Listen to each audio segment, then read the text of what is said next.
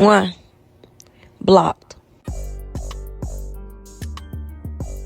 Hi, get ready with me, hair and makeup edition. So this wig install was pretty easy, and especially if you're a beginner. I started off by just measuring where I wanted my mid part to be, and then I went ahead and then laid my glue. I really wanted it to be like a nice secure install. Dried that down a bit with a fan and then made sure that it was really stuck nicely.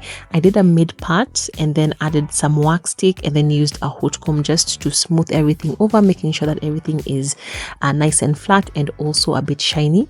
And then I went ahead and used a comb to just part and remove the beginning parts where I wanted there to be like a bit of like the fringe edges, smooth over the hair, and then I parted it again in the middle so I could do a half up and half down. And then I went ahead and did my makeup. Obviously, you start off with moisturizer. I did my primer, and then I did my concealer, foundation. You will notice that I'm going in with doing face first instead of eyebrows. I always do face first whenever I'm in a hurry. Did my concealer, set it with a bit of my loose powder. And then for the rest of my face, I used the compact powder just to set everything in place.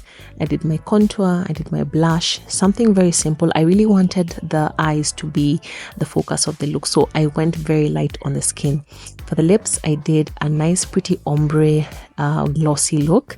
It's a nice brown. And then I went ahead, did my eyebrows, cleaned it up with concealer. And then now the star of the show is this gorgeous green smoky eye.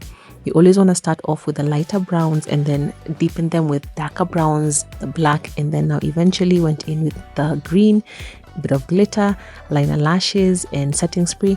And then I finished off the look with just flat ironing the beginning pieces, and this was the final look. Very simple, very doable. But if you do feel like this is a lot of work for you, I want to recommend Miron Kenya. You can be able to go and book any of your hair, makeup, and nail services, and they will do a phenomenal job. So for this look, we were doing something very different, very out of the box. We went in first off, obviously, with clean face, and then I applied some purple face paint. The purple face paint is a mixture of red and blue, and then I went ahead, applied some white underneath my eyes to brighten, and some clear white setting powder just to set everything in place so that it turns from more of a creamy to a powder base. I went ahead and did my lips. Started off with a black lip liner, black paint as my lipstick, and then I went in with this beautiful bronzy powder shimmer shade and just applied that so you could have a bit of dimension.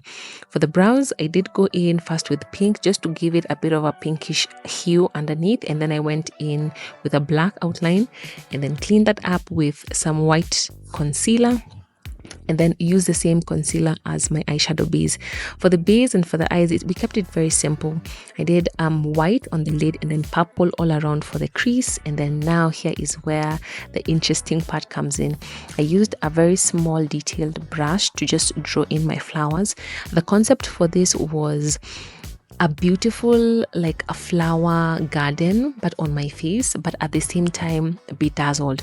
So I went in with pigments, applied the pink, applied the purple, applied the green for the stalks, and then now I went in detail by detail, applying the rhinestones all over just to be around the circumference of the flowers.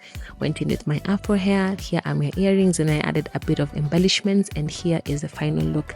Something very out of the box and something that it's not your normal day-to-day glam. So here are the two looks, and I hope you guys are able to recreate. I want you to know that whether you're doing a glam look or a creative look, it is very, very easy. And if you find that it's hard for you, you can always book via Miron Kenya for your hair, makeup, and your nails.